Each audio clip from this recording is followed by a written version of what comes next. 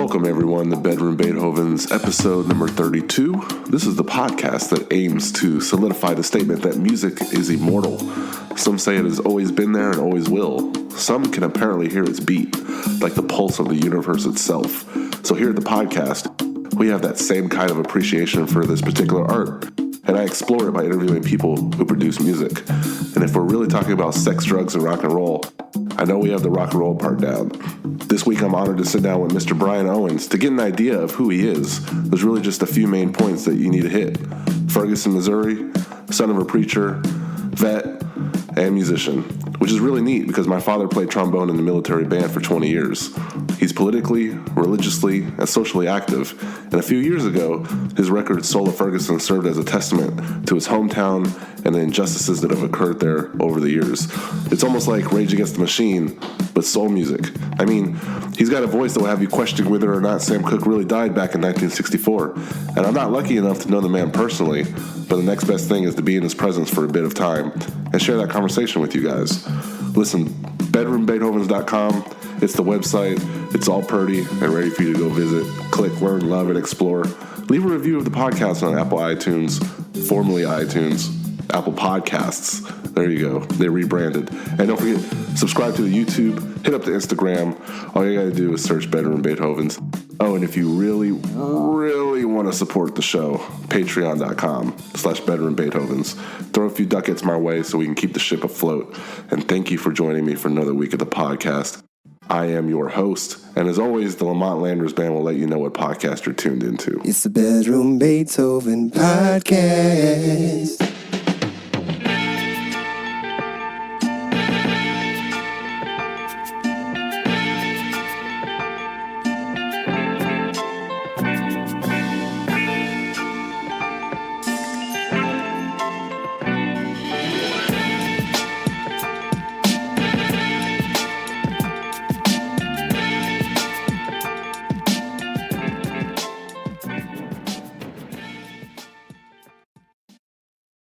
Cool, man. I'm so glad you could join me, man. You're catching me on one of the happiest days of the year. I have two young daughters, and today is back to school. So I got to make some eggs, put on some coffee, put on some vinyl, pull up a chair, and just interview great people like you. Because they're at school. Oh yeah, okay. I got a little peace and quiet. Okay. I feel you. We homeschool, so. Oh, see, I read up a little bit about you, and I see that there's like a spiritual side to you. I see that you take pride in where you're from, where you received formal education. There's a lot of qualities about you that I envy because, I'm going to be honest with myself. I don't think I possess them. Not from like a lack of living, but just a shortage of motivation to become this better person. If I'm being truthful, I read up about you, what you've done, sung about, the connections that you have with other people. And I can't help but just sit back and admire that. And that's probably why you see the world like you do. That's why you make the kind of statements you're making in your music. And the inspiration just comes from life itself, I'm sure. That's got to be the most insightful analysis. That is a quite insightful analysis of my life. Yeah, because I'm burned out with two kids, and then I think you have like 7, and you're homeschooling them. Come on, you're a superhero. I'm not a superhero, man. First of all, if there's a superhero, it's my wife. I'm not. Of course. I don't know, man. And second, our faith kind of compels us to do some things that aren't always comfortable, and things that may seem crazy. Like today, for instance, my wife is on top of. So one of our kids goes to. We have a special needs son that goes to school, to regular school, special school, and so she has our other 6, plus a set of twins, 4-year-old twin boys who are part of our house church community. Our life is full of the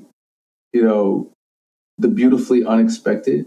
I don't know. I love the chaos of it. I'm religious, but not deeply. And my wife, she's not religious at all, but she believes in people being inherently good. She believes in the goodwill and doing good in return.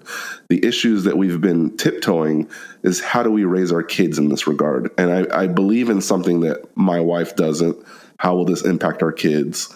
In our marriage, behind closed doors, we have found a middle ground that works. And we believe we found something that works for everyone in our family. that ultimately will be an environment where when they're 18 years old and they leave the house and they go off in the world, they will be good people. Now, with your single Carry On, I wanted to drill down into the personal message of the song because you and your wife and your family, you seem more aligned spiritually. But in that, you have your own set of troubles, celebrations, trust, love, etc. Everything you just said. I think I'm doing a good job asking questions and then answering them. Yeah, you are, man. You're stumping. Yeah, Carry You was written. It's very interesting. I don't, as a person of faith, I don't believe that anything ever is an accident. And at the time that I wrote this song, we were dealing really heavy with a young man who has now become, I mean, he's like our eighth child, right? And he was dealing with some heavy stuff. And we, as, parental figures to him, were really struggling with how do we help you? Because we had no idea what we were doing. All of our children were, at that time, 9 and under. And here we were working with an 18-year-old who was dealing with the onset of a lot of things emotionally, mentally, and just in the rest of his life in general. And so at that same time, a friend of mine, a co-writer named Tony Esterly, reached out to me about doing a co-write for a song that his publishing company wanted to pitch for. I think it was the Olympic Games or something like that.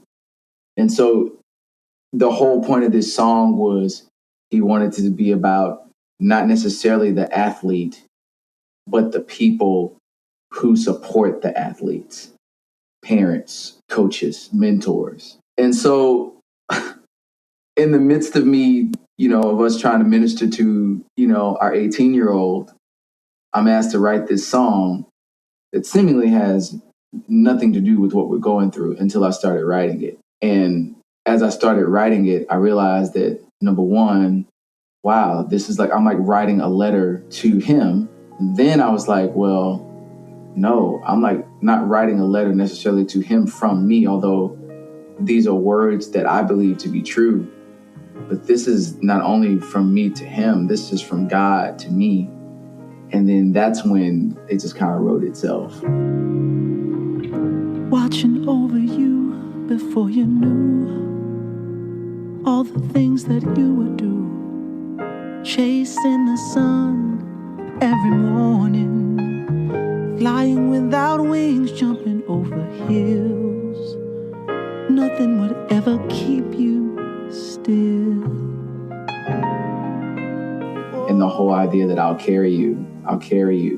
And there's a verse in the Bible in Isaiah chapter 46, which I didn't even, realize until 2 years later when my cousin was listening to the song and the carry you. And basically Isaiah 46, God talking to the children of Israel saying, until you're gray, I'll carry you. When you're wounded, when you're hurt, I'll carry you. I will be your, savior. It's like, I don't know, man. The message was so palpable at the time when I wrote it. Like looking back on it now, and the original song sounded nothing like the arrangement we have now. Also, it went through iterations. Yeah. So we did the original, which was more like acoustic guitar, like something you would hear in a commercial. And then when I went to record it, we changed the time signature and put it in like a waltz kind of feel. And, just kind of made it upright bass and piano, put the strings on, and it's just like, oh wow, this is pretty nice. This is a nice treatment for it. Let me carry you on the way.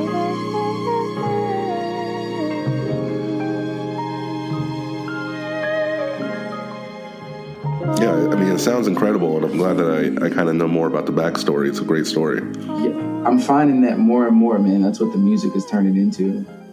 It's kind of always been that way. Like they say, art imitates life, and that writers tend to write about, the things that are, that they're going through or that they're dealing with in life or that they perceive in the world.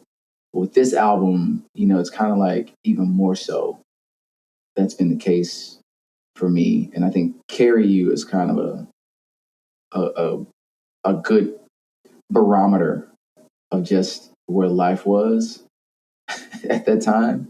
Because now we can look back on it and, my son, he's doing great. But at the time when I wrote it, like we were at a loss. And I know that there's a lot of people who are in that place where you have no idea what to do or how to do it. And especially, I think the hardest thing as a parent is when you know your children are hurting or suffering in some way, and there's absolutely nothing you think that you can really do about it.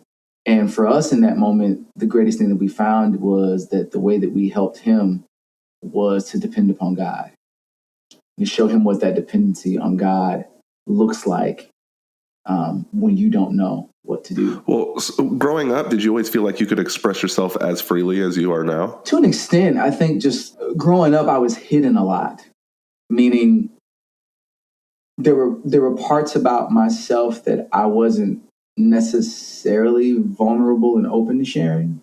I think that a lot of young people are like that. Superficiality comes easy to us. When we really get into the depth of who we are at any age, that's a difficult road to walk down.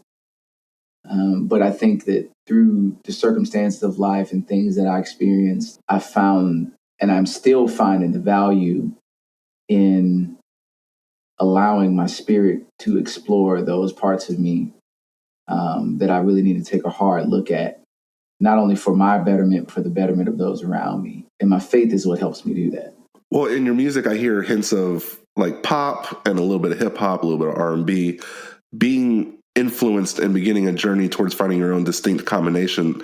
I imagine that must have been kind of hard. And I don't know if Mr. Thomas Owens kind of casted this looming shadow growing up with him being so accomplished in his own right. I'm glad to see that you guys are doing duets. I also see there's a lot of parallels between you and your father serving in the military and all that. It must have been kind of hard trying to find that distinct combination with having such a polarizing figure in your life, no? Well, I mean, my dad, when I was growing up, it's not like my dad was never a professional singer in my life. He sang in the military and had opportunities after the military to go and do some stuff, but he opted not to. For reasons of, just sanity of mind and, his faith and, wanting to not fall into a certain lifestyle that was certainly prevalent in the industry in the 70s, late 60s. I look back on it and I never looked at it that way. I just knew that my dad was like a really phenomenal singer and that I had other just really phenomenal singers around me. And I was exposed to phenomenal singers, in particular singers, growing up. And so it was never necessarily an issue of me feeling like my dad and who he was and his ability to cast a shadow over me. I would say I had a bigger thing with my brother. Oh, tell me about that. With my dad. Well, because my brother was 6 years older than me, right? So, and he was a really good singer, still is. And so I kind of I was following around, and there's only 6 years difference. So from whether it was grade school, high school, I was in it was like, oh, I was Greg's brother. Oh, you're Greg's brother. And I was at the age where there were enough people who remembered him, who could make comparison and different things like that. And, he was, a fairly, attractive guy and very charismatic. So, growing up for me, that was more of a tug of war on me creatively than anything else. And then I sang in groups with him and I was still developing. And so I would say that was more of a, competitive struggle within myself than my dad. But then, the interesting thing is as I got older and I began to explore other forms of music for myself and that my parents would allow me to delve into, that's when I really began, I think, to, amass the tools that would inevitably turn into the voice that I have now. I don't know, you make a good point. I think in this project, I wrote on the wall down at Royal Studios, I found my voice on Royal number 9. The significance of that is the mic that I sang on is number 9. Number 9 is the mic that Al Green recorded all of his hits on. Oh, wow. I'm not going to go so far as to say the mic transformed my voice.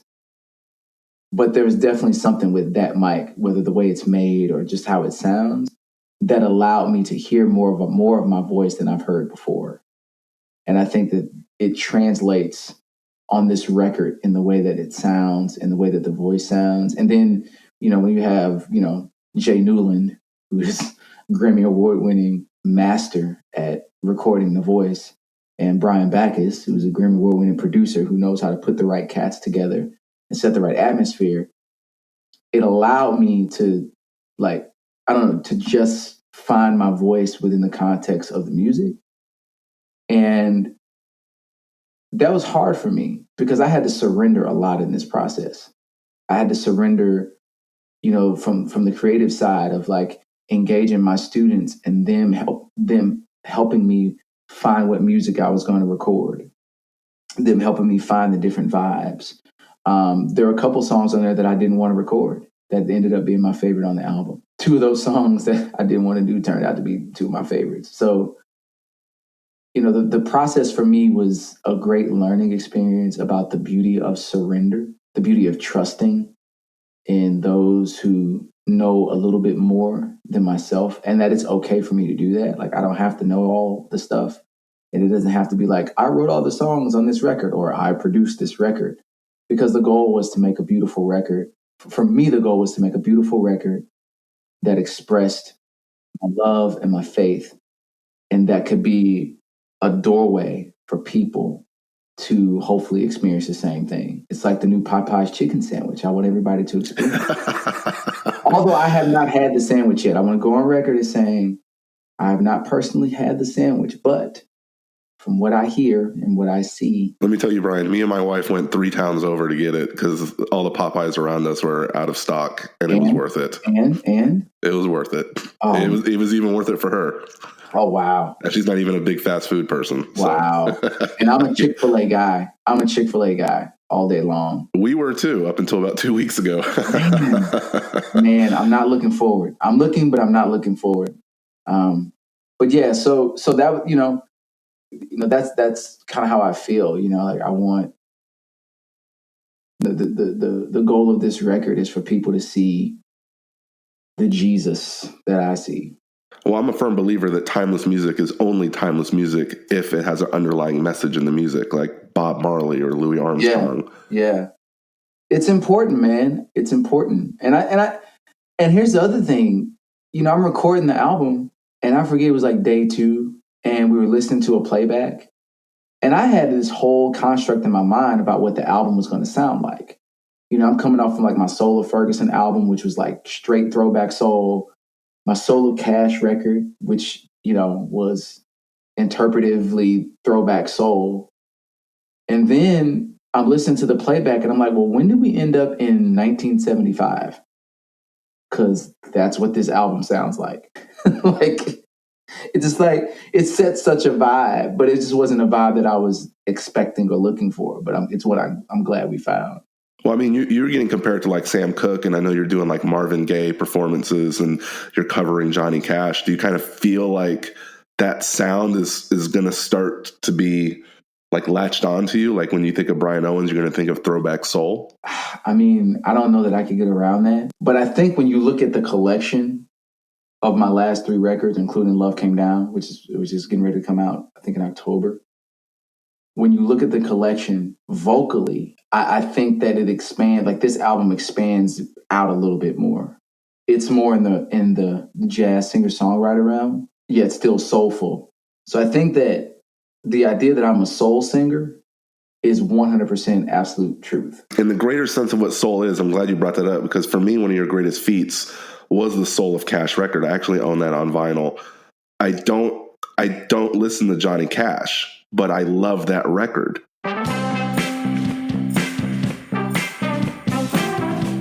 Let me tell you a little story about a man I know. He stood up for what was right and true. Listen now. Oh, will you wonder? And it turns out you consider him soul. I thought Soul of Cash was a play on words where you just bring soul to his catalog. But what you did is you extracted the soul more to the surface. And so you kind of just flipped my world around, because this is an artist I've avoided my whole life. And now I went back to his catalog and I'm starting to hear things I didn't hear at the beginning. It's almost like you told me, like, hey, Willie Nelson is soul. You just have to listen carefully. Oh, I wear the black for the poor beaten down, living in the hopeless. Well, if we're being honest, I mean, first of all, I tell people all the time, I'm not the first black soul singer to record country or, songs like that. Ray Charles did it, Sam did it, Nat King Cole did it. What drew me to the music was, first of all, the man himself. But when you listen to the music, I mean, when you really listen to the words and the simplicity of the music, to me, like Johnny Cash's catalog and a lot of country music it belongs in the American Popular Songbook, right? Me doing the Soul of Cash was kind of like, Ella doing Gershwin.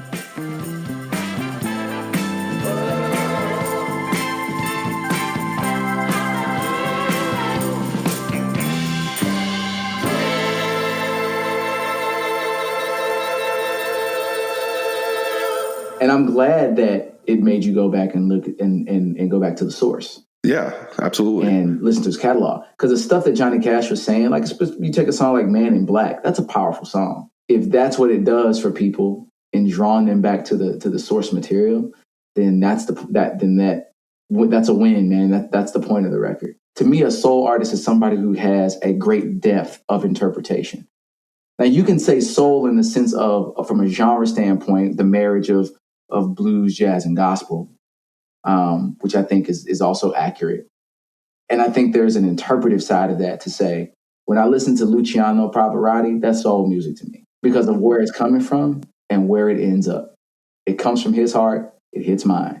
That's soul music. So in a broader sense, you could say there have been a lot of great soul artists who don't necessarily use specifically the genre or the musical, specificities, but in terms of how they interpret or how they write, they definitely, come from the same place. I love that, man. Yeah, because it's not like you could take Tupac and make a record where he covers Billy Joel songs. It's a lot deeper than that. You need a gift of interpretation. So I'm going to start looking at music that way. I like that. Tupac interpreting Billy Joel. Hey, maybe it could happen. I don't know. Mix them up. Do a remix. But I know that, Johnny Cash as a person kind of aligned with you. I know that he was a Christian early on, but man, he his profession presented him with like a lot of struggles and a lot of temptations. And I'm really amazed with the grace that Cash exuded despite the legions of forces that were working against him. Oh, dude. I mean, his life and like the lifelong struggle. And I think that's the misconception about people with Christians in the first place. And even Christians themselves. It's like, to me, a Christian is a person who understands their need for grace, like in a big way, and acknowledges where it comes from. Like, and that's Johnny Cash wrote a book called The Man in White, which was a fictional retelling of the conversion of the Apostle Paul. Come on, man. He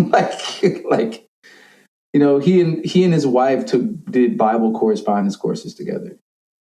Definitely, as he got older and in the life. And I think that, that struggle, that wrestling that Johnny Cash experienced is an experience that everybody has, whether they want to admit it or not. Going back to Carry You, man, look, yeah, I'm a Christian. I love God. I love Jesus.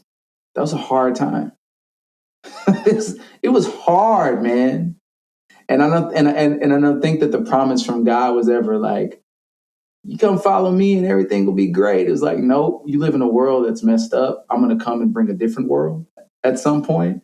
But right now, I just need you to hold tight.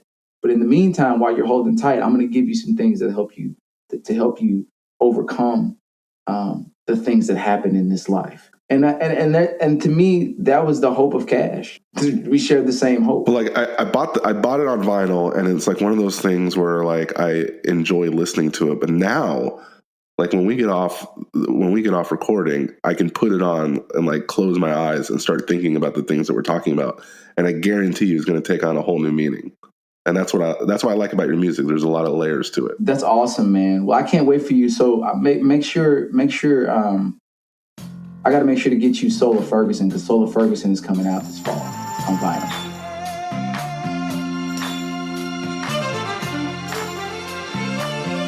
It's a beautiful day to be alive. Oh, I love that. And you know what? We just passed like the 5th year anniversary of the death of Michael Brown, which, correct me if I'm wrong, that sparked the whole Black Lives Matter. Or at least it had a helping hand. I mean, it one of the things that sparked the bigger modern conversation around equality, civil rights. Yes, Trayvon Martin, Eric Garner, Michael Brown. What happened in Ferguson definitely ignited. I think it lit something that was already doused with gasoline. Put it that way.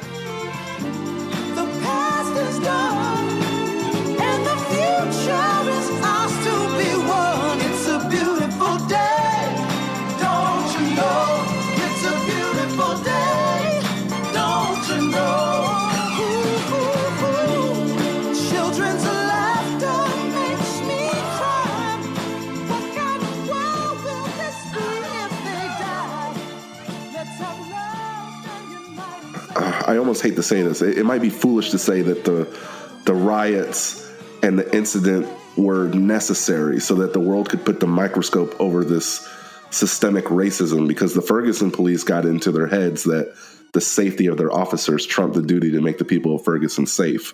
And that officer safety is not greater than public safety. I hate to say something so tragic would be necessary, but I'm glad it brought those issues to light.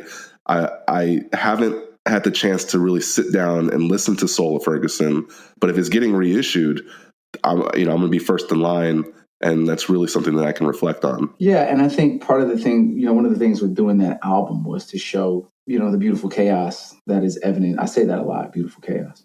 That's evident in any city where there's flawed people. And the other thing is that, like, I think, there were a lot of misconceptions that were cast upon my city. Unfairly, unjustly, but maybe necessarily. And I don't say necessarily just for us, necessarily for us as a country, right?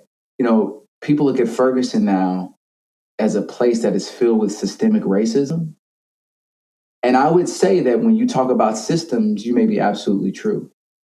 But when you talk about the people of Ferguson, the neighbors of Ferguson, that's not true. And I think that those narratives were kind of just slapped together, where it's like, Ferguson is a racist town. I'm like, Ferguson isn't a racist town. Ferguson is a town that may have racist. Like the Ferguson Police Department is a racist police department. Well, it's a police department that may have racist. But that's true of pretty much just about every city, town, state, country, especially in America. But what I do believe is that for all the places in this world, for something like that to happen, Ferguson is a city that has the greatest opportunity to show what it looks like to gracefully address your issues and move not past, but forward as a community to be better. There are people who would straight up tell you that, like, before everything happened, there were tons of things in place. Now, there's always can be more things in place, but there were things in place to help young people in our city.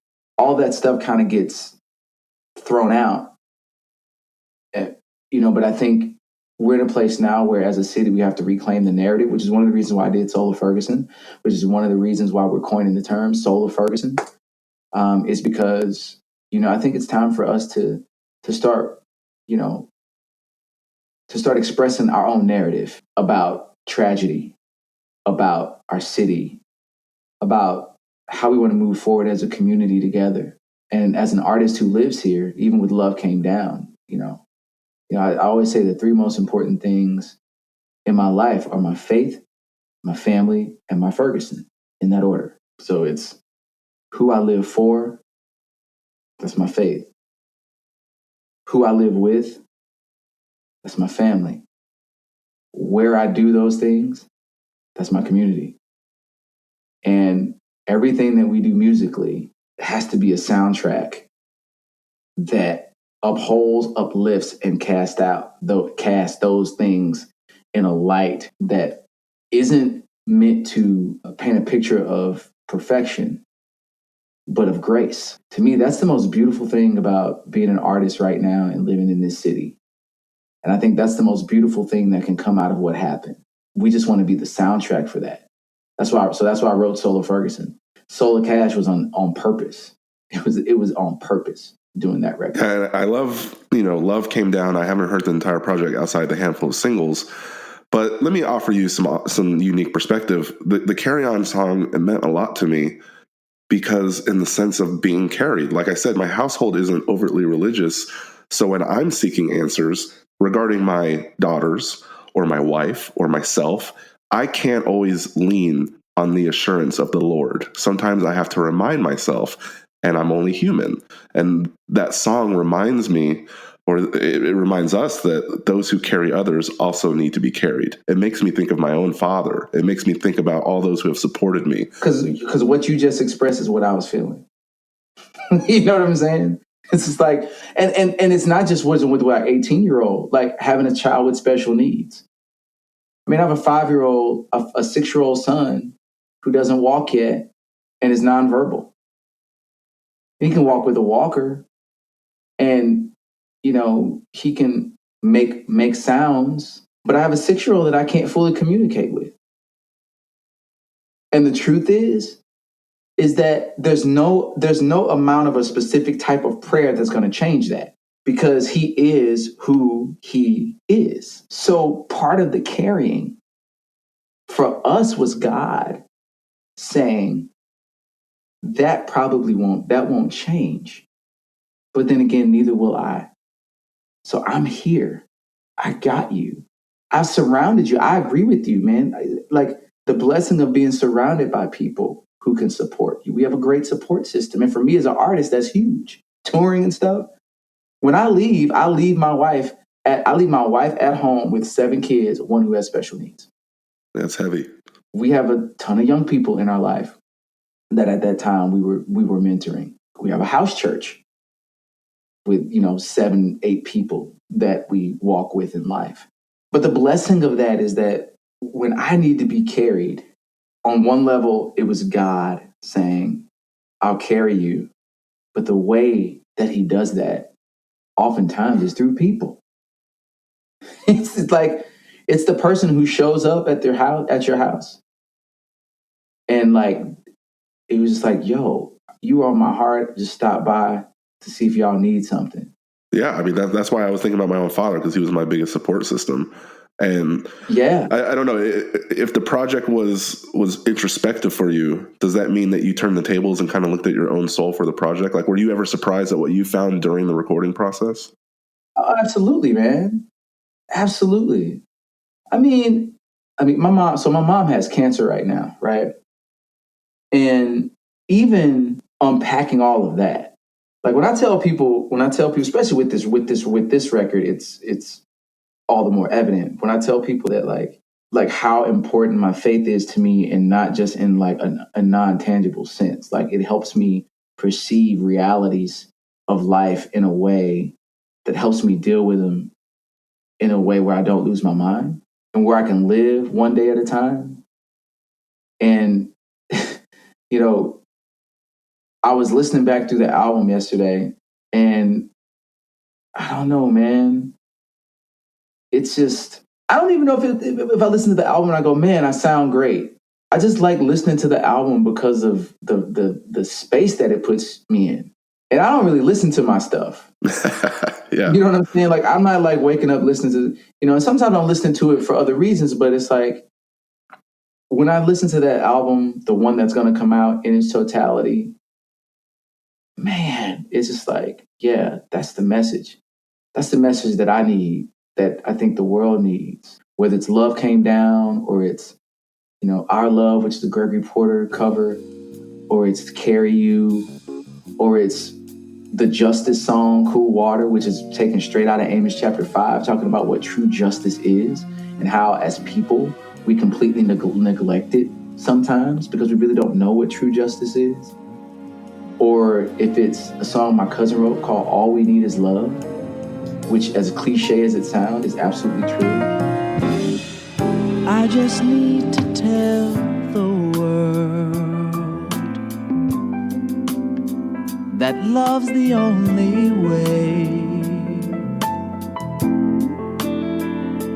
Just can't go through every day. Or it's Happier Than the Morning Sun, which is a Stevie Wonder cover. It just talks about, for me, the beauty of having God and my family in my life. Or if it's Have to Say I Love You in a Song, which is a Jim Croce cover, that as a husband, sometimes that's where I am. Everybody thinks as a writer that I can be so expressive, but when it comes to my wife, sometimes vulnerability isn't the easiest thing. Right? So it's like, sometimes I have to say I love you in a song. It's love. Love is the only way. All we need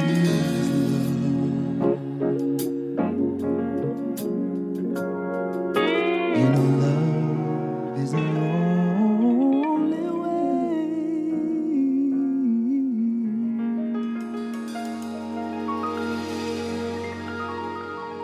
Oh, yeah. I love that, man. And I know through you and creative community partnership Life Arts, I think your own personal journey is going to do a lot of healing, a lot of progression. In fact, I'm going to put my money where my mouth is, and I'm going to donate to Life Arts. And I urge everyone listening to do the same. You the man. You the man. I appreciate it. I appreciate that, man. I appreciate you being so transparent with me, and it was a heavy conversation, and I learned a lot. And I'm really looking forward to the reissue of Soul of Ferguson, and I'm really, really looking forward to Love Came Down in October. Yeah, well, here, man, I'll send you in advance so you can check it out today. Matter of fact, I'm on my computer. Man, perks of a podcast. Well, while you're doing that, I want everyone to catch Brian in South Carolina, St. Louis, and more. I know you're doing select dates through October, so please go check him out. Love Came Down is the new album, and congrats on the sellout of Soul of Cash vinyl. I have the first pressing that's on that smoky marble green, but the reissue is like on this rainbow splatter, man. It's I think it's all sold out because it was an edition of 100. It's so good. So if you're jumping into the vinyl game, it's very pretty. Why I'm getting the advance of this music, man. I think that's what we call in the podcast business a wrap. So thank you, Brian, so much for your time, sharing your story. And man, the door is always open for you to come back anytime, man. I appreciate this. Thanks for having me on, man. Anytime you want me, just let me know. You're the man. Thank you. All right, brother.